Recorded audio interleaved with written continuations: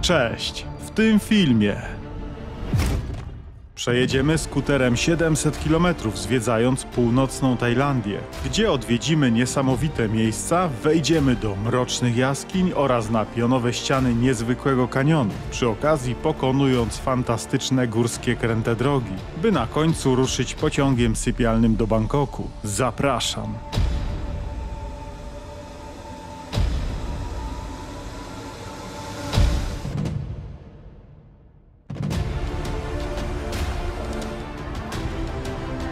Jest 15 lutego. Wraz z moją drugą połówką przylecieliśmy właśnie do Chiang Mai z Kambodży. Opuszczamy lotnisko i zamawiamy taksówkę do hotelu. Dla tych, którzy nie widzieli poprzednich filmów, to tak w skrócie. 2 lutego wyruszyliśmy z Polski do Tajlandii, kierując się prosto na rajskie wyspy Koh Kut, Koh Mak i Koh Ham, gdzie spędziliśmy pierwszy tydzień. Następnie pojechaliśmy autokarem do Kambodży, gdzie z miasta Siem Reap ruszyliśmy skuterem do niesamowitych wiosek nad jeziorem Tonle Sap. Zwiedziliśmy też zabytkowy kompleks Angkor z największą świątynią na świecie, Angkor Wat, po czym wróciliśmy do Tajlandii, by przekonać się, jakie atrakcje zaoferuje nam północna część tego kraju, czyli tajskie góry. 2 pierwsze noce spędzamy w tym oto hotelu w Chiang Mai. Rezerwacji pokoju dokonywaliśmy 2 miesiące wcześniej przez Booking. Jego nazwę widzieliście przed chwilą na ekranie, ale czy polecamy? Niby wszystko było ok, pokój w porządku, czysty, ale jakaś taka atmosfera tutaj drętwa. Niby obsługa miła, ale jakaś taka mało wyluzowana. Na plus lokalizacja hotelu, bo znajduje się on w centrum. Na szczęście to jeden z nielicznych obiektów w Azji, w których nie poczuliśmy właściwej energii i tym samym taki mały spoiler, że dalej będzie już tylko lepiej. Słabo też, że basen czynny był tylko do 18. Ani w tym, ani w zeszłym roku nie spotkaliśmy się w Tajlandii z praktyką zamykania basenu o tak wczesnej porze, a nocowaliśmy już w różnych miejscach. To sprawiło, że nie skorzystaliśmy z niego w ogóle, bo basen traktujemy głównie jako taki relaks na wieczór, gdy już wracamy z miasta. Zostawiliśmy bagaże i zwiedzamy miasto. Według danych z 2022 roku Chiang Mai z populacją 1 200 000 mieszkańców jest drugim co do wielkości miastem w Tajlandii, zaraz za Bangkokiem. Więc jest tu absolutnie wszystko. Można przyjechać bez niczego i mając tylko kartę lub gotówkę kupić je tutaj co tylko chcecie. My zaczynamy od wymiany dolarów na tajskie baty i udajemy się coś zjeść. A skoro podstawowe potrzeby mamy już zaspokojone, to czas rozglądnąć się za wypożyczalnią skuterów. O tym, co udało nam się wypożyczyć, opowiem jutro, a teraz ciąg dalszy poznawania miasta. Miasta z ważnym polskim akcentem, bowiem pod kościołem katolickim, których ogólnie w Tajlandii nie ma za wiele, znajduje się pomnik Jana Pawła II. A msze prowadzone są wraz z muzyką i śpiewem na żywo, które nawet po jej zakończeniu nie milkły.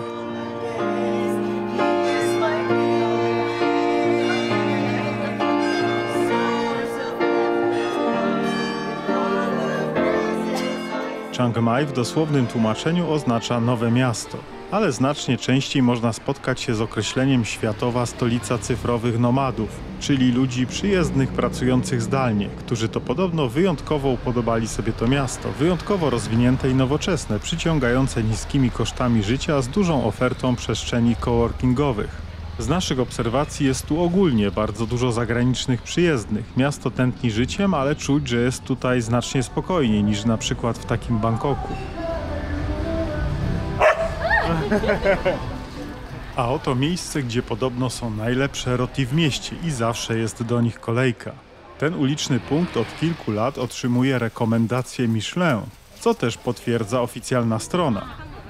Cóż jeszcze można dodać? Roti były naprawdę przepyszne, ale myślę, że za sukcesem tego miejsca stoi niekwestionowany urok tych starszych pań. Jeszcze trochę szwendaliśmy się po wąskich uliczkach i trafiliśmy na ten wyjątkowy lokal, ukryty, niewidoczny z głównych ulic. Ależ pyszne jedzenie tu dostaliśmy. Jak sami się określają na swojej stronie internetowej, jest to kuchnia bliskowschodnia z nowoczesnym akcentem. Polecamy bardzo.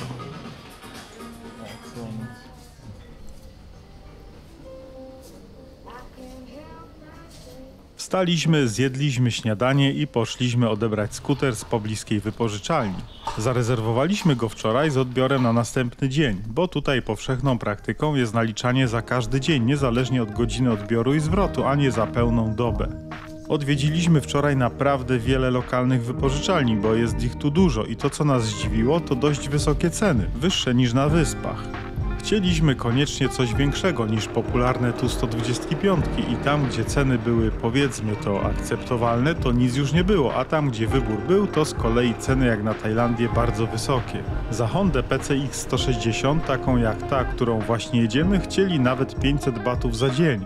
A mocniejsze skutery o pojemności 300-350 wyceniane były na 800, a nawet 1000 batów za dzień. Za jakiś nieduży motocykl od 1500 w górę. Zaznaczyć trzeba, że jest to centrum miasta, pewnie na obrzeżach byłoby znacznie taniej. My chcieliśmy znaleźć coś blisko hotelu i zarazem blisko dworca, żeby za kilka dni sprawnie zwrócić i przesiąść się do pociągu. Udało nam się znaleźć wypożyczalnię, która jest dość nowa, nie miała jeszcze ocen na wizytówce Google, więc pewnie dlatego oferowała najniższe ceny w okolicy. Za Hondę PCX 160 zapłaciliśmy 2100 batów za 6 dni, co daje jakieś 42 zł za dzień.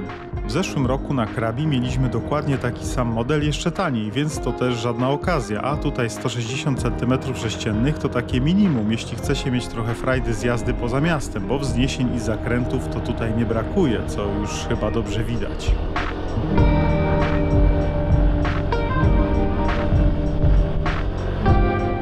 Korzystając z tego, że dziś mamy do wykorzystania pełny dzień w Chiang Mai, pojechaliśmy odwiedzić górskie wioski w pobliżu, gdzie do tej najbardziej oddalonej od naszego hotelu jest około 30 km. Ale popatrzcie tylko, jak wygląda ta droga, zakrętów nie ma końca, no coś wspaniałego. Z każdym przejechanym kilometrem wysokość rośnie i w końcu nadchodzi ta chwila, kiedy pierwszy raz w Tajlandii zmuszony jestem wypowiedzieć to słowo. Zimno! Temperatura spadła na tyle, że podczas jazdy skuterem zrobiło się po prostu chłodno. Północ tego kraju to miejsce, gdzie przydadzą się bluzy, które ostatni raz używaliśmy wsiadając na pokład samolotu 2 tygodnie temu w Polsce. To, co teraz widzicie, to zaledwie przedsmak tego, co do zaoferowania ma ta górzysta część tego słynącego przede wszystkim z przepięknych plaż kraju. Dlatego nie będę szczegółowo pokazywał tych wiosek, które się tu znajdują, bo to co najlepsze dopiero przed nami, gdy jutro udamy się jeszcze dalej na północ. Ale będąc w Chiang Mai, z pewnością warto się tu wybrać. Wioski są dwie, ta pierwsza jest bardzo proturystyczna, zamieszkała przez plemię Hmongów, barwne miejsce z licznymi stoiskami oferującymi najróżniejsze wyroby, głównie wytwarzane przez jej mieszkańców. Sam tutaj kupiłem poszewkę na poduszkę, o tutaj już widzicie ją na mojej sofie, kosztowała coś w okolicach 8 czy 10 zł. Jest tam bardzo ładny park i kaskadowe ogrody. Natomiast ta druga wioska jest zdecydowanie mało turystyczna, bardziej spokojna i też ma swój urok. Też jest pięknie usytuowana i tutaj również zrobiliśmy sobie spacer. A że pora zrobiła się już mocno popołudniowa, to postanowiliśmy wracać do miasta. Nawigacja Google zasugerowała alternatywną trasę, inną niż ta, którą przyjechaliśmy, więc mając możliwość urozmaicenia sobie przejazdu, nawet się nie zastanawialiśmy, a przejazd ten okazał się bardzo urozmaicony. Nawigacja od razu kieruje nas na nieutwardzoną drogę, ale wiecie jak to bywa w takich sytuacjach. Optymizm nie odpuszcza, myślisz sobie, że to na pewno krótki kawałek i asfalt zaraz powróci.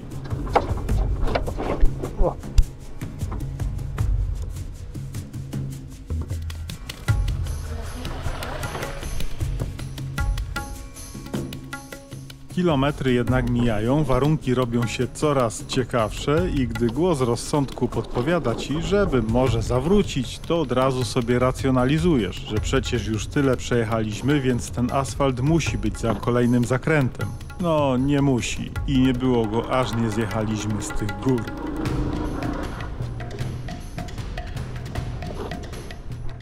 Więc radzę się zastanowić, wybierając tę drogę skuterem. Jeśli ma być przygoda, to tak, polecamy. Jeśli wygoda, to niekoniecznie.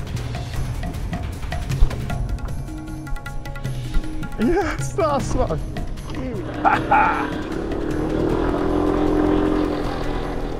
Zdążyło się już ściemnić i ostatnie kilometry do centrum pokonywaliśmy w towarzystwie innych jednośladów.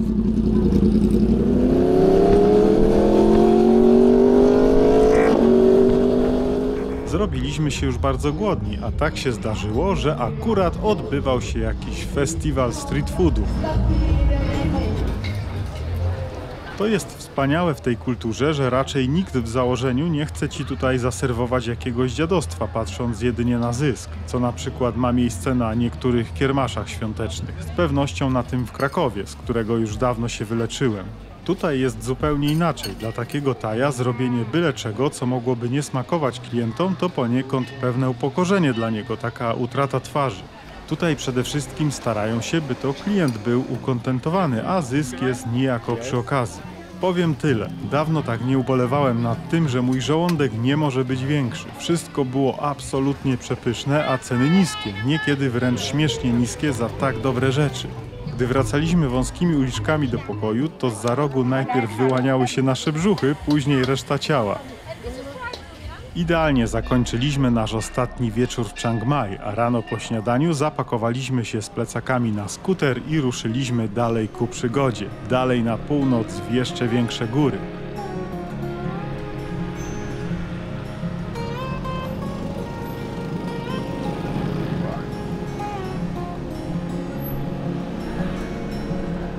Nasz plan zakłada noclegi w Changdao, później w Pai, gdzie udamy się niemalże pod granicę z Birmą, by następnie wrócić do Chiang Mai i przesiąść się do pociągu sypialnego jadącego do Bangkoku. Po drodze czekają nas rozmaite atrakcje, jak na przykład szybki postój w Coconut Market, gdzie piliśmy najlepszą w Tajlandii tajską herbatę i równie obłędną kawę o nazwie Dirty Coconut. To czarna kawa z kremowym mleczkiem kokosowym, absolutny sztos. Kierując się dalej główną drogą w stronę Changdao, po około 30 km zupełnie przypadkiem trafiamy na olbrzymi odrzutowiec pasażerski stojący na rogu skrzyżowania. No nie mogliśmy się nie zatrzymać przy czymś takim. Ależ kwintesencja starej, kultowej motoryzacji. Mercedes beczka w dieslu. Mam sentyment do tego auta, bo długo jeździło takie w naszej rodzinie. Mechanicznie niezniszczalne, ale niestety korozja po latach zrobiła swoje. Dobra, chodźmy się odprawić. Bilet lotniczy dla jednej osoby kosztował 150 batów, a w cenie można wybrać sobie na pokładzie jeden napój, bo wewnątrz znajduje się po prostu kawiarnia. Można również założyć sobie strój pilota lub stewardessy i udawać, że się na tym zna.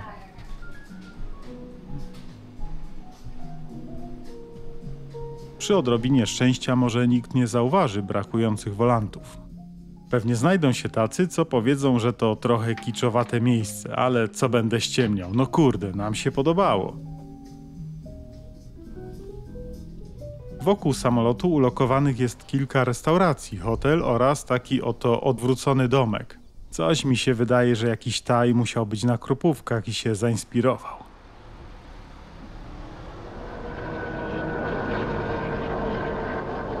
Wróciliśmy na drogę i po 40 kilku kilometrach dojeżdżamy do naszego kolejnego noclegu. Tutaj też spędzimy 2 noce, wystarczająco by zobaczyć te naszym zdaniem najciekawsze atrakcje wokół Changdao, a jest tu kilka naprawdę niezwykłych miejsc. A oto domek, który sobie wynajęliśmy. Tak jak inne noclegi w Tajlandii, ten również zarezerwowaliśmy 2 miesiące wcześniej przez Booking. Za 2 noce dla 2 osób wraz ze śniadaniami wyniósł nas 248 zł i bardzo nam się podobał. Jego nazwę, jak i nazwy wszystkich innych miejsc, oprócz tego, że wyświetlają się na bieżąco na ekranie, to znajdziecie je również w opisie pod filmem. W ogóle to całe to miejsce jest ekstra. Do dyspozycji mamy basen z widokiem na góry. Można było też wybrać nocleg w wygodnych apartamentach lub w takich oto namiotach. Jest też możliwość skorzystania z nauki jazdy konnej, a personel obiektu bardzo miły i pomocny. Zostawiliśmy plecaki i poszliśmy niedaleko coś zjeść. Typowa tajska kuchnia, świeża, smaczna i bardzo tania. Następnie wsiedliśmy na skuter i zrobiliśmy sobie objazd okolicy. Świątynie buddyjskie i różne monumentalne pomniki z nimi związane to jest coś wyjątkowego. Niby ta sama kula ziemska, kilkanaście godzin samolotem od Polski, a świat zupełnie inny. I to jest piękne. No i zapachy. Tajlandia oczywiście pachnie zupełnie inaczej niż Polska, ale też północ Tajlandii to inne doznania niż te na wyspach. Powiedziałbym nawet, że tutejsze zapachy i w ogóle klimat północy działa jeszcze bardziej kojąco.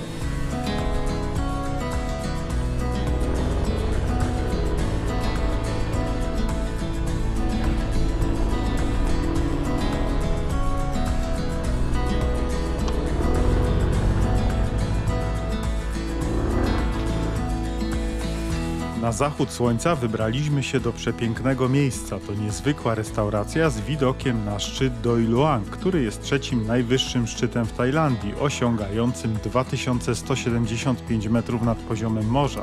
Natomiast najwyższa góra w Tajlandii ma wysokość 2565 metrów. A sama restauracja taka na poziomie z pięknie zagospodarowanym terenem wokół.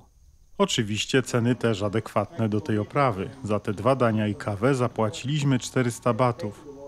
Do naszego domku wracaliśmy już po zmroku. Zrobiliśmy małe zakupy w lokalnym sklepie i poszliśmy spać przy odgłosach natury. Tego w miastach nie ma.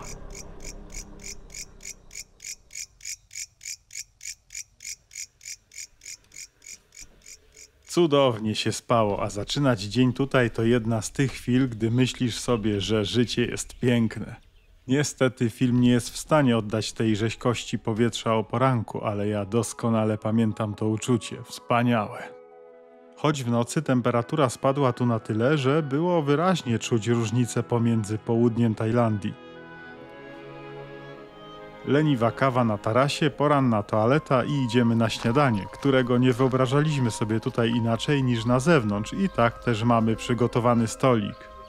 Jest środek lutego i proszę bardzo, wystarczy znaleźć się w odpowiednim miejscu i zimę da się lubić. Ale niestety czas w takich miejscach ma to do siebie, że szybko ucieka i za tydzień to i my będziemy narzekać. Dlatego tuż po śniadaniu ruszamy prosto do jednych z pobliskich jaskiń i to nie byle jakich. A że są niedaleko, to dojazd zajmuje nam raptem 10 minut. Miejsce, do którego zaraz wejdziemy, tak naprawdę nie jest zwyczajną jaskinią, co już może sugerować cała ta infrastruktura przed jej wejściem. Jest to buddyjska świątynia jaskiniowa, która utworzona została w naturalnie powstałych przestrzeniach wewnątrz góry. Można zwiedzać ją na 2 sposoby, taki nazwijmy to podstawowy oraz ekstremalny. My sprawdzimy obydwa. Sposób podstawowy to zakup biletu wstępu w wysokości 40 batów, który umożliwia wejście do jaskini i przejście przez jej całą oświetloną część. Co ciekawe, jaskinia ta znajduje się u podnóża góry, którą podziwialiśmy wczoraj przy kolacji podczas zachodu słońca. Wiek jaskiń szacowany jest na 250, a nawet 300 milionów lat, natomiast powstała tu świątynia buddyjska, jak i wiele posągów, które się tu znajdują, pochodzą najprawdopodobniej z okolic XVII wieku. Po dłuższej chwili dochodzimy do komnaty leżącego Buddy i mimo, że jaskinia ciągnie się dalej, to sami już tam wejść nie możemy. Podstawowy bilet umożliwia nam tylko tyle. Wracamy z powrotem do miejsca, gdzie stacjonują przewodnicy i decydujemy się na wersję bardziej ekstremalną przez nieoświetlone korytarze i hale pełne nietoperzy, gdzie jedynym źródłem światła będzie lampa olejna, ewentualnie latarka w telefonie. Takich wariantów z przewodnikiem jest kilka, my podobno przejdziemy jedną z ciekawszych tras. Jak powiedziała nam pani z obsługi przy wejściu, tutejsi przewodnicy pracują na zasadzie ile łaska, ale dobrze by taki przewodnik otrzymał te 200 batów niezależnie od wielkości grupy. Nam zależało na kameralnej atmosferze, więc nie szukaliśmy nikogo więcej, idziemy w trójkę. Mamma mia, w co my się tu pakujemy? Zaczyna robić się naprawdę ciekawie i z dreszczykiem, gdy musimy przeciskać się przez bardzo wąskie gardła, a w pewnym momencie lampa gaśnie i pani przewodniczka ma problem z jej odpaleniem. I'm sorry. Okej. Ponadto jest tu bardzo ciepło i duszno. Zdecydowanie nie polecamy osobom cierpiącym na klaustrofobię lub bojących się nietoperzy. Tym z arachnofobią również. System tych jaskiń mierzy łącznie około 12 km i do większości z nich turyści nie mają dostępu w ogóle. Pewnie nie trudno byłoby się w nich zgubić. Było to niesamowite doświadczenie. Daliśmy pani 200 batów, była bardzo zadowolona, my również. Podjeżdżamy jeszcze do znajdującego się w pobliżu sanktuarium ze świątynią usytuowaną na zboczu góry. Żeby się do niej dostać, trzeba pokonać 510 stopni. Schody te są już przyjemnością samą w sobie. Jak wiadomo, ruch to zdrowie, a w takich okolicznościach tropikalnej przyrody to prawdziwy zastrzyk endorfin. Za wejście tutaj nie są pobierane żadne opłaty, a zwieńczeniem tych schodów jest kolejna buddyjska świątynia jaskiniowa z przestrzeniami do medytacji, które mogą pomieścić nawet 200 osób. Jest to doskonałe miejsce do takich praktyk. Panował tu absolutny spokój, atmosfera bardzo sprzyjała wyciszeniu i odprężeniu. Po kilkunastu minutach sami wpadliśmy w taki błogi nastrój.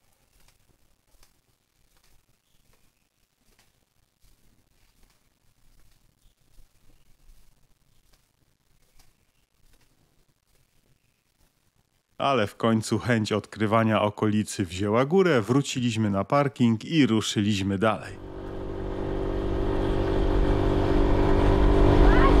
Chyba trzeba się ubrać. Niestety, jak już wcześniej mówiłem, północ Tajlandii jest wyczuwalnie chłodniejsza, co daje się najbardziej odczuć podczas jazdy skuterem oraz wieczorami. Kierujemy się właśnie do malowniczej wioski położonej w górach rezerwatu Chang Dao. A skoro rezerwat, to opłata za wjazd na jego teren. Przy tej okazji strażnik parku woła nas, by pokazać piękny rój motyli. Są one w tych lasach powszechnym zjawiskiem.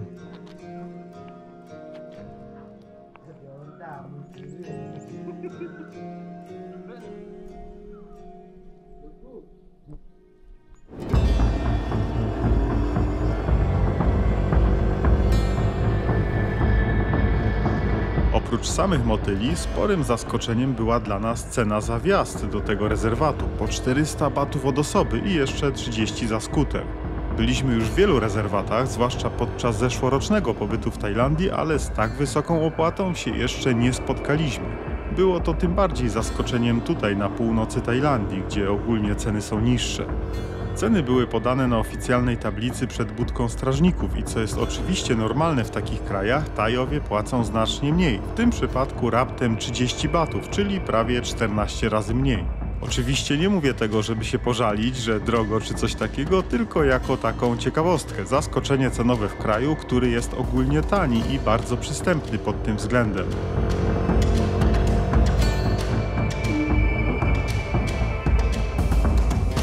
No i wjeżdżamy do wioski, która oprócz wspaniałej, krętej drogi do niej prowadzącej stanowi cel naszej przejażdżki przez rezerwat.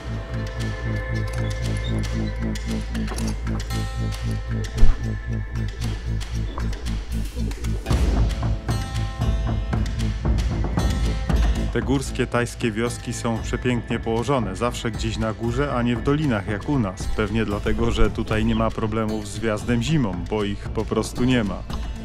I patrzcie tylko na to, tutaj też mają swojego śpiącego rycerza.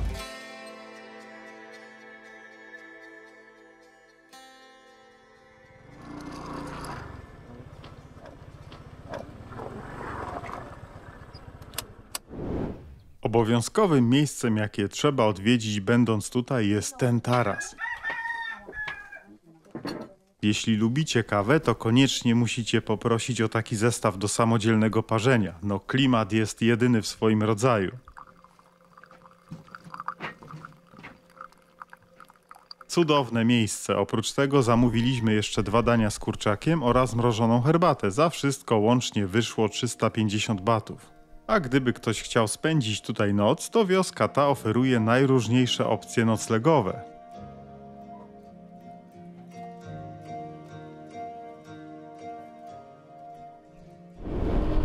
Wracamy do naszej mieściny tą samą drogą. Jutro będziemy jechać do miejscowości o nazwie Pai, do której ta właśnie droga prowadzi. Ale celowo wybraliśmy się tutaj dzisiaj, bo jutro chcemy pojechać jeszcze inną, dłuższą drogą, bo kręte górskie serpentyny też są ważnym elementem naszej podróży.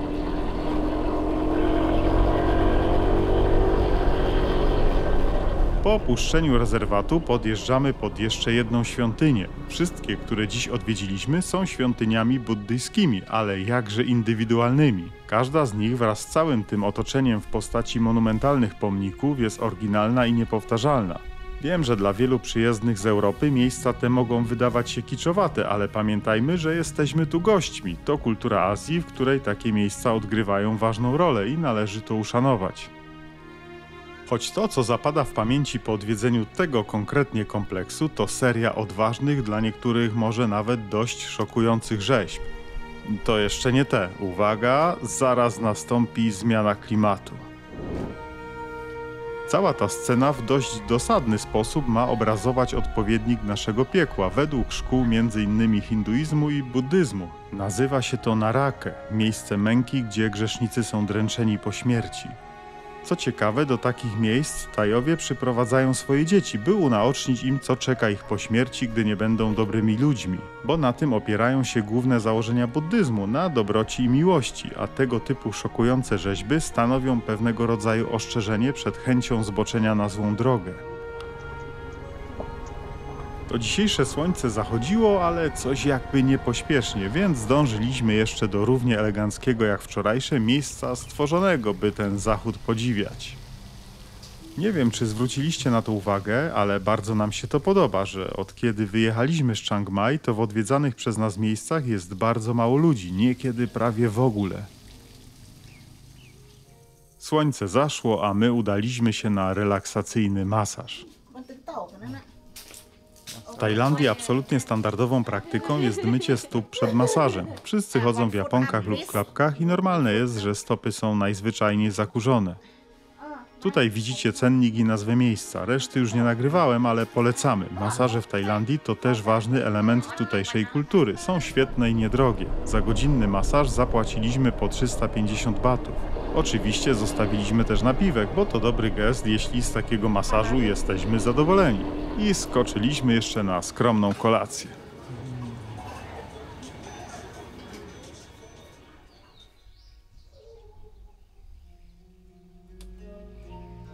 Nasz 5. dzień w północnej Tajlandii rozpoczynamy standardowo. Kawa, śniadanie i w drogę. Znowu z plecakami, bo zmieniamy lokalizację. Udajemy się do Pai. Ale najpierw tankowanie. Trochę już na te malutkie skuterowe kółka nawinęliśmy, a żeby dojechać do Pai czeka nas kolejne 135 km. Taka cena benzyny mogłaby być u nas. Za litr 95 wychodzi około 4 zł i 30 groszy. Tutaj w Azji równie popularna jest benzyna 92-oktanowa, która jest jeszcze tańsza. Im bliżej celu, tym droga zaczyna robić się ciekawsza. W pewnym momencie odcinki proste niemalże w ogóle przestają występować, a następujące po sobie zakręty zdają się nie mieć końca. Pod względem frajdy z jazdy drogi te mogą konkurować z tymi alpejskimi. Oczywiście w Alpach to zupełnie inny krajobraz, ale konstrukcja tej drogi konkurencyjna.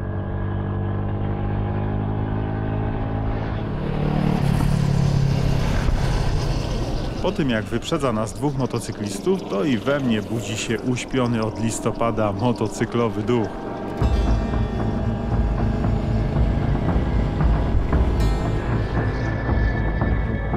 Siadamy im na ogonie i przez kilka kilometrów nie odpuszczamy, a przypominam, że dysponujemy silnikiem o pojemności raptem 160 cm3 i podróżujemy w 2 osoby z wielkimi plecakami. Niestety po wyjściu z zakrętu prowadzącym pod górę niedostatek mocy zostawia nas w tyle. Ale nie na długo, jeszcze udaje nam się ich dogonić. Ktoś może zapytać, dlaczego wybierając się w tak znakomite okoliczności asfaltowej scenerii nie zdecydowaliśmy się na motocykl, o czym zresztą sam mówiłem w zeszłym roku, że jeśli północ Tajlandii wypali, to raczej na motocyklu. Ale gdy wszystko przemyśleliśmy, to jednak w takiej formie podróży jak nasza, skuter jest rozsądniejszą opcją. Gdybym był tu sam i stawiał przede wszystkim na jazdę, to tak, motocykl byłby idealny. Ale jeśli podróżujemy od jednej atrakcji do drugiej, gdzie po zejściu z jednośladu czeka nas często sporo chodzenia, nierzadko w słońcu, to w ciuchach motocyklowych tak średnio. Poza tym skąd je wziąć, wypożyczyć? Nie wiem, czy chciałbym w takich jeździć, a przywozić swoje z Polski to też kłopot. Motocyklem jeździ się szybciej niż skuterem, więc jazda bez odpowiedniego stroju na pewno odpada. No i cena za wypożyczenie przyzwoitego motocykla też jest znacznie wyższa niż za taki skuterek. A to się tylko tak wydaje, że na tym czy na tamtym nie ma co oszczędzać, bo nie po to się tu przyjeżdża, żeby liczyć każdy grosz. Niby racja, ale gdy po powrocie zsumowaliśmy wszystkie wydatki, to cały łączny koszt naszego 3-tygodniowego wyjazdu okazał się nie najniższy, więc uwzględniając to wszystko co powyższe, zostaliśmy przy skuterze i nie żałujemy. Jest połowa lutego, a skuter w połączeniu z tak pięknymi drogami to i tak o niebo lepsza opcja niż szarobura zima u nas w Polsce.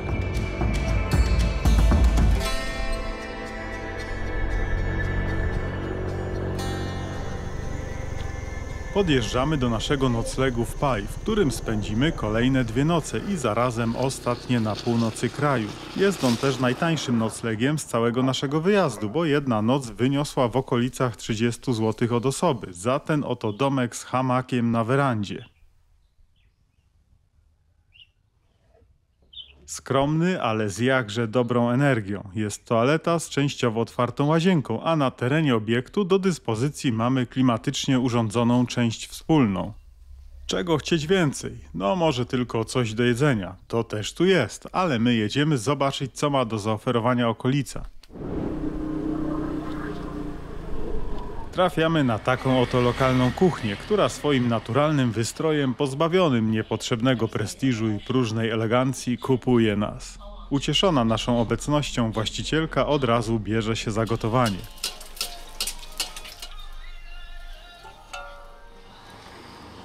Po tym dość późnym obiedzie ruszamy zobaczyć miejsce, które stanowi sztandarową atrakcję tego miasteczka, a także jedną z najciekawszych na północy Tajlandii. Ale po drodze nie możemy nie zahaczyć o truskawkowe Lowe, miejsce bardzo urocze, gdzie motywem głównym są truskawki. Zamawiamy tutaj kawę truskawkową i mrożoną tajską herbatę z lodami. Smakowały tak jak wyglądały, bardzo dobrze. Ale nie przedłużając, ruszamy dalej do miejsca docelowego, którym jest niesamowity kanion. Ilość skuterów na parkingu sugeruje, że raczej nie będziemy tu sami. Pewnie wszyscy, tak jak i my, wybrali się tu na zachód słońca. Trochę jesteśmy zaskoczeni, bo jak dotąd wszędzie było pustawo, a tu nagle tyle ludzi. Ale jak już mówiłem, miejsce to jest znane i bez 2 zdań widowiskowe.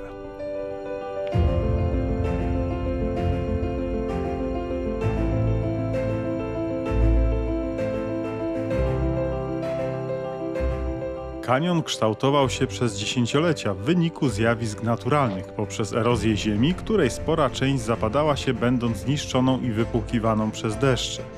Procesy te nadały obecny wygląd temu miejscu, gdzie największe wrażenie robią pionowe ściany wysokie na ponad 30 metrów z wąskimi przejściami na ich grzbietach. Wchodzi się tu na własną odpowiedzialność, jest to teren niezabezpieczony bez żadnych barierek.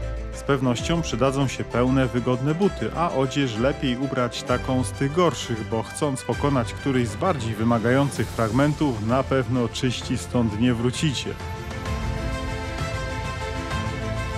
Miejsce jest rozległe, więc ludzie rozproszyli się i nie ma tragedii, ale następnym razem ja celowałbym w czas tuż po wschodzie słońca. Kanion będzie tak samo pięknie oświetlony niskim bocznym światłem, a ludzi powinno być mniej, bo z pewnością nie każdemu będzie chciało się wstać tak wcześnie.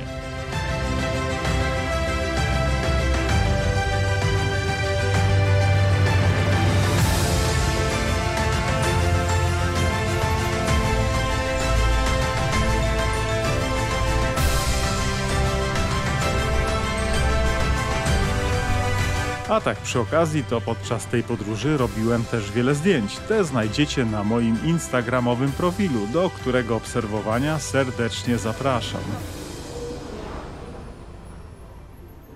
My tymczasem wjechaliśmy do centrum Pai i takie małe zaskoczenie.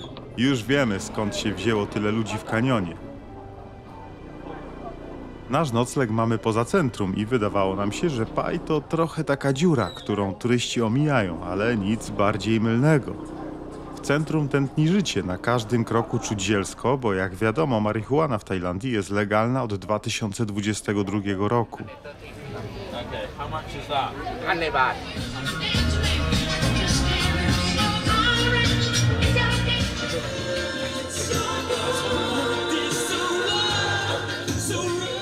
Pai to trochę taka mała imprezownia, ma fajny vibe, jest zdecydowanie bardziej kameralna od takiego Chiang Mai, od którego zaczęliśmy ten film i wszystko dzieje się tutaj na niedużej przestrzeni. Wystarczy przejechać kilka uliczek dalej, a ukoi nas spokój i cisza. Mimo że jakimiś koneserami zielonego nie jesteśmy, to chyba od wdychania tych zapachów i nam włączyło się gastro. Poszliśmy coś z tym zrobić. Tym razem kuchnia indyjska. I do spania.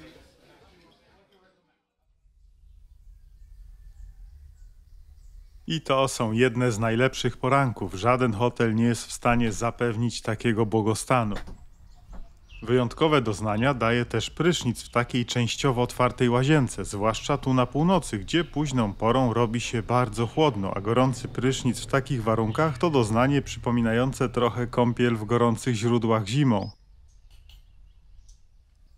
Jemy śniadanie w naszym obiekcie, które łącznie dla naszej dwójki wraz z ziołowymi herbatami wyniosło 160 batów, bo tutaj mamy wykupiony sam nocleg, bez opcji śniadaniowych w cenie.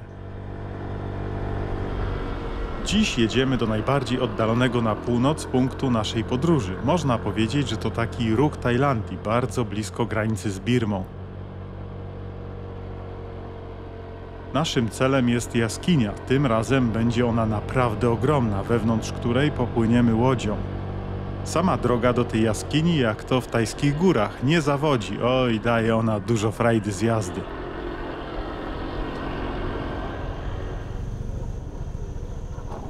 Po przybyciu na parking zaczynamy od mrożonej kawy w bambusowej łodydze i udajemy się do kasy biletowej. Można zwiedzać jedną, dwie lub trzy części tego systemu jaskiń. My decydujemy się na full opcję. Wejście możliwe jest tylko z przewodnikiem i opłata za grupę maksymalnie 3-osobową wynosi łącznie 600 batów. Od razu znajduje się chętny dołączyć do nas, więc koszt jaki ponosimy to 200 batów od głowy. Bardzo mało jak za atrakcje, które na nas czekają.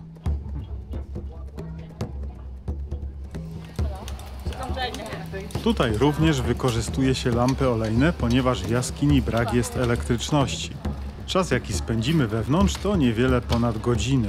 Mimo że jaskinia ta jest oddalona o 860 km od Bangkoku, to jest jedną z najbardziej znanych w Tajlandii i zarazem najbardziej imponujących. W jej wnętrzu mieszkają tysiące nietoperzy, co w niektórych miejscach widać nawet bez patrzenia w górę. Wystarczy zerknąć pod nogi, jest tu cała masa odchodów pozostawionych przez te ssaki. Żyje tutaj też spora populacja jeżyków.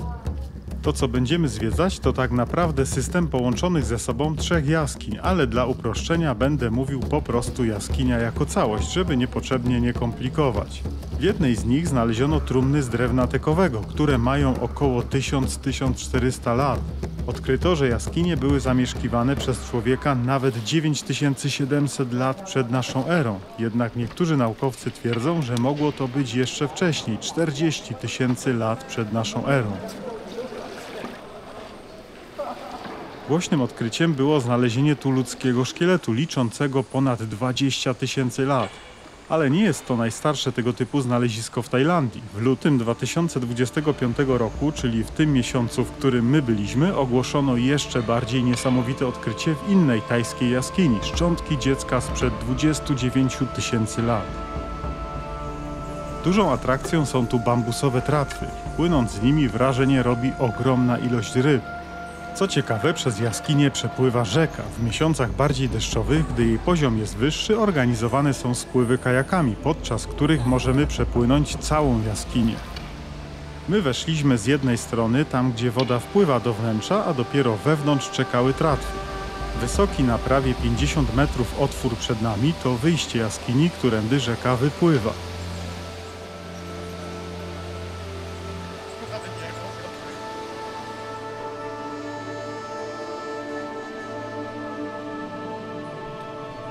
Tutaj zwiedzamy dalszy ciąg tych niesamowitych przestrzeni, po czym wracamy łodzią i tą samą drogą, którą wchodziliśmy, opuszczamy ten imponujący system jaskiń.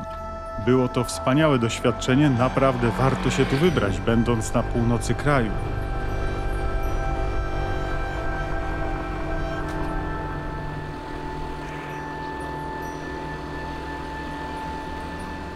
Mówiłem już to w poprzednim filmie z Kambodży, ale bardzo lubię ten model skutera, którym jedziemy. To Honda PCX, w tym przypadku z silnikiem 160. Jest to chyba drugi w rankingu najbardziej popularnych modeli w tajskich wypożyczalniach. Pierwsze miejsce zajmuje Honda Click. Zarówno PCX, jak i Click występują w różnych odmianach silnikowych, ale najpopularniejszymi są 125. Są też Yamaha Fino, ale to PCX-ami jeździ mi się najlepiej. Są większe od popularnych Clicków, są też wygodniejsze i mnie osobiście pewniej pokonuje się nimi zakręty. Jeździłem zarówno kilkoma Clickami, jak i kilkoma PCX-ami w różnych wariantach silnikowych i następnym razem, mając wybór, również sięgnę po PCX-a. Bardzo fajny skuter, zwłaszcza dla wyższych osób, czy też do jazdy w dwójkę.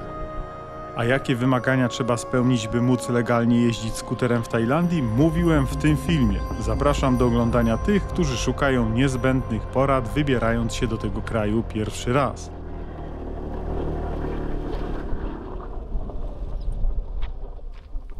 Dojechaliśmy na jeden z bardziej znanych w pobliżu Pai punktów widokowych. Znajduje się on przy zlokalizowanej tu wiosce chińskich imigrantów, więc i klimat tego miejsca jest nieco przesiąknięty tą kulturą.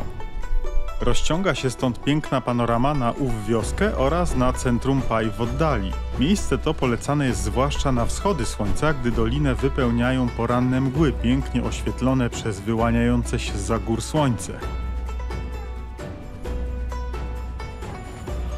Można tu zakupić takie oto serduszka, na których składa się miłosne obietnice i zawiesza wśród innych, którzy już takiej deklaracji dokonali. Ciekawe, ile z nich wciąż jest aktualnych. Z ciekawych punktów ulokowanych na wzniesieniu jest też Wielki Budda. To kolejna świątynia z pokaźnym pomnikiem królującym nad okolicą. Zamieszczam dosłownie krótkie przebitki, żeby już nie wdawać się w szczegóły, bo kilka tych świątyń w tym filmie się przewinęło, a jest ich w Tajlandii bardzo dużo. Oczywiście nie wszystkie są aż tak spektakularne. Wieczór spędziliśmy przy zimnym Changu i pisaniu widokówek. Znaczy się, ja piłem, a moja dziewczyna pisała, bo w związku ważne jest, by dzielić obowiązki w oparciu o posiadane kompetencje. Dnia następnego, tuż po śniadaniu, zabraliśmy się za pakowanie. Najpierw torby, a później skuter. Dziś wracamy do Chiang Mai, by zwrócić nasz pojazd i przesiąść się do pociągu sypialnego. Droga z Pai liczy lekko ponad 130 km, z czego zdecydowana większość nie pozwala, by nudzić się za kierownicą.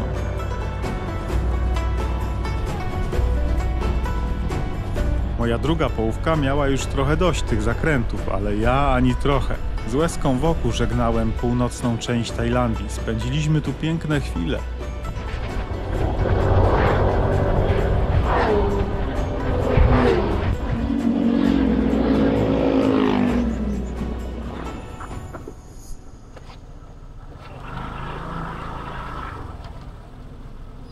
Zwróciliśmy czerwoną Hondę do wypożyczalni, odebraliśmy $100 kaucji i udaliśmy się w kierunku dworca.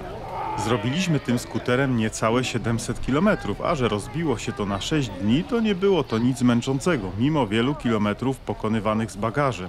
A podczas tej całej naszej 3-tygodniowej podróży korzystaliśmy łącznie z 4 różnych skuterów, którymi w sumie pokonaliśmy ponad 1000 km po drogach Tajlandii i Kambodży i z wszystkich byliśmy zadowoleni. Żaden nas nie zawiódł i też żadna wypożyczalnia nie robiła najmniejszych problemów. Wszystko przebiegło gładko i przyjemnie. Na dworcu głównym Chiang Mai wsiadamy do pociągu nocnego, który zawiezie nas do Bangkoku. Osobiście uwielbiam podróże koleją, a na tą cieszyłem się bardzo. W zeszłym roku też mieliśmy okazję podróżować tajskim pociągiem sypialnym i było to szczególne doświadczenie. Tego typu pociągi to część mojego dzieciństwa, gdy z rodzicami jeździłem nad polskie morze, korzystając ze słynnych kuszetek. Ale jednak te pociągi tutaj są trochę inny jest też klimat tych podróży. Gdy zapada zmrok, bardzo sympatyczna i wesoła obsługa przekształca miejsca siedzące w skromne, ale wygodne mini-sypialnie, gdzie po zasunięciu zasłony mamy trochę prywatności. Miejsca sypialne rezerwowaliśmy miesiąc wcześniej przez stronę 12go.com w cenie 128 zł od osoby. Obydwoje mamy górne łóżka, które są nieco tańszą opcją niż te na dole, z których korzystaliśmy w zeszłym roku, ale w naszej ocenie tak samo komfortowe. Co istotne, to tym razem mamy przyjemność w tych tak zwanych nowych wagonach i to też ma wpływ na cenę biletu. Można było wykupić miejsca upoważniające do podróży w tych starych wagonach, które były znacznie tańsze. Takim starym taborem jechaliśmy w zeszłym roku, a na kanale znajduje się wideo relacja z tej podróży i nie tylko, gdyby ktoś chciał sobie porównać. Główne różnice to przede wszystkim dużo nowsze, takie bardziej świeże wnętrza wagonów, klimatyzowane z gniazdkami elektrycznymi i lampką do czytania dla każdego pasażera. W tych starszych takich udogodnień nie było. Zarówno wtedy, jak i tym razem otrzymaliśmy świeżą pościel i spaliśmy jak niemowlaki. 11-godzinna podróż, podczas której pokonaliśmy 700 km, zleciała błyskawicznie i przyjemnie. Jest to zarazem bardzo efektywny sposób przemieszczania się, bo oprócz tego, że dobrze wykorzystany zostaje czas, gdy śpimy, to tak naprawdę w cenie biletu zawiera się też nocleg. A wrażenia z przejazdu, jak i samej obsługi świetne, panowała bardzo miła, a nawet powiedziałbym taka wesoła atmosfera. Z dworca do naszego noclegu w Bangkoku docieramy taksówką. Tym razem nie jest to typowy hotel czy jakiś podobny obiekt noclegowy, mimo że ten również rezerwowaliśmy przez Booking. To niewielki apartament w 40-piętrowym wieżowcu mieszkalnym, który właściciel wynajmuje krótkoterminowo. Co ciekawe, właściciel ten mieszka w Chiang Mai, z którego właśnie przyjechaliśmy.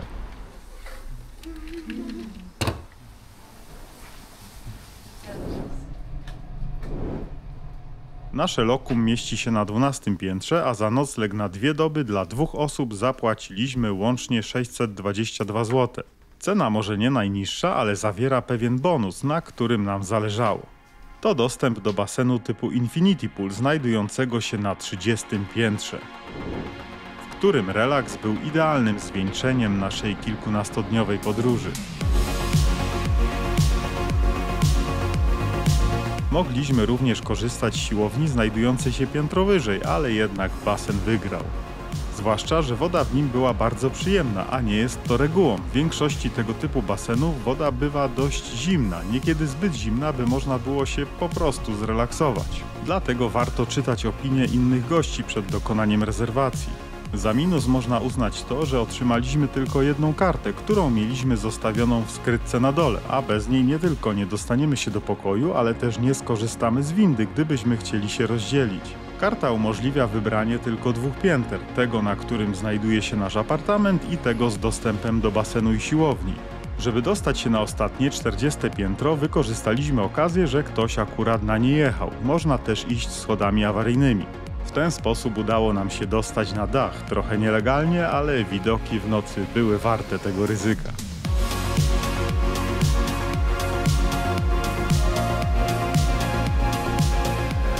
Drugim minusem dla wielu osób może okazać się lokalizacja, bowiem nocleg ten oddalony jest od takiego, powiedzmy, najbardziej atrakcyjnego turystycznie obszaru i raczej nie polecam komuś, kto w Bangkoku będzie pierwszy raz. Wtedy zdecydowanie lepszym wyborem będzie dzielnica Chinatown, a pod koniec tego wspomnianego już tutaj filmu znajdziecie naszą relację z tamtej części miasta. My tym razem postanowiliśmy zobaczyć jedynie kilka miejsc, których nie udało nam się zwiedzić w zeszłym roku. Jednym z tych najbardziej ciekawych naszym zdaniem okazała się tak zwana Zielona Wyspa Bangkoku. Wyspa, ponieważ okala ją woda, a jedynymi łącznikami z lądem są most oraz znajdujący się obok jaz piętrzący wodę. Ale można się do niej dostać łodzią i z takiej formy transportu zaraz skorzystamy. W tym celu udajemy się w to miejsce, ponieważ tutaj podobno łatwo taki transport znaleźć. Ale najpierw jedzenie, chińskie pierożki, a za chwilę coś, co absolutnie wygrało. U starszej pani na straganie kupujemy ryż z mleczkiem kokosowym i fasolą zawinięte w liście bananowca. Niebo w gębie. Za 2 sztuki zapłaciliśmy 30 batów. Było to bardzo podobne do tego, co jedliśmy w Kambodży 2 filmy wcześniej. Zapytaliśmy też przypadkowo spotkanego mieszkańca tej okolicy o łódź i wskazał nam drogę do pana, który za niewielką opłatą zabiera nas na drugą stronę. Pan zostawił nam kontakt do siebie na WhatsApp. Jeśli tylko chcielibyśmy wrócić w ten sam sposób, wystarczy, że napiszemy do niego i przypłynie po nas.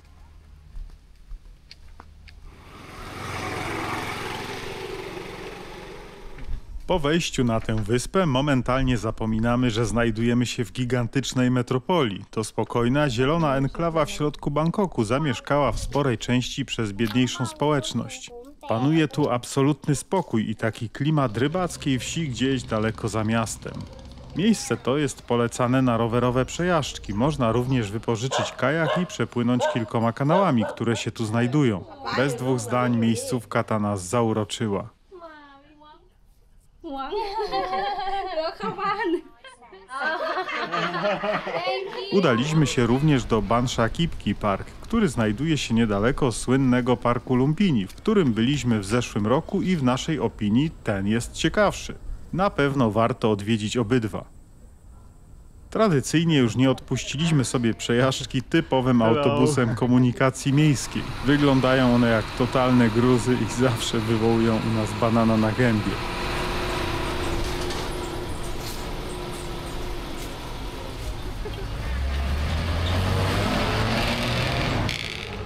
Przejechaliśmy się też nowoczesnym Skytrainem, a wieczorem udaliśmy się na słynną Khao San Road, która po zmierzchu zamienia się w tętniącą życie ulicę z licznymi klubami, gdzie każdy próbuje przebić się swoim gatunkiem muzycznym.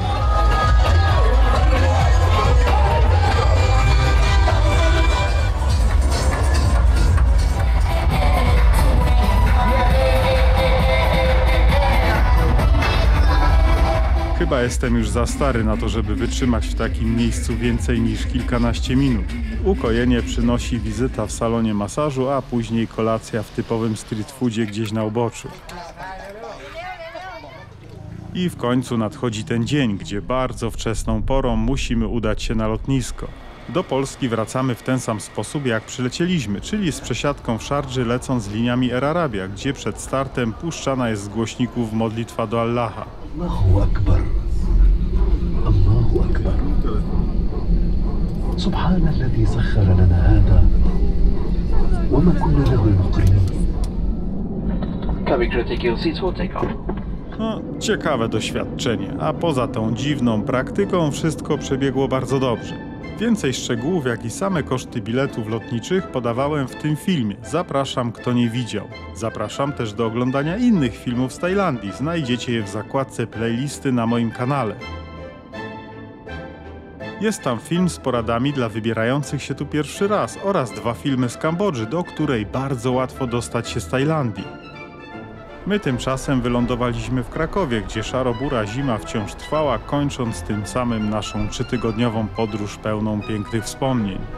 Co jeszcze muszę zaznaczyć, kuchnia tajska należy do moich ulubionych, ale mimo swojej różnorodności i bogactwa egzotycznych składników, to niektórych smaków jednak nie była w stanie mi zastąpić. Pobliski bar to było miejsce, gdzie udałem się następnego dnia w pierwszej kolejności. I to by było na tyle. Jeśli materiał Wam się podobał, to zostawcie proszę komentarz i łapkę i upewnijcie się, że kliknęliście przycisk subskrybuj. Film ten jest jak dotąd najdłuższym na tym kanale. Jeśli oglądaliście do końca, to napiszcie w komentarzu schabowy po tajsku. Będę wiedział, kto był najbardziej wytrwały. Dzięki za obecność i do następnego. Na razie!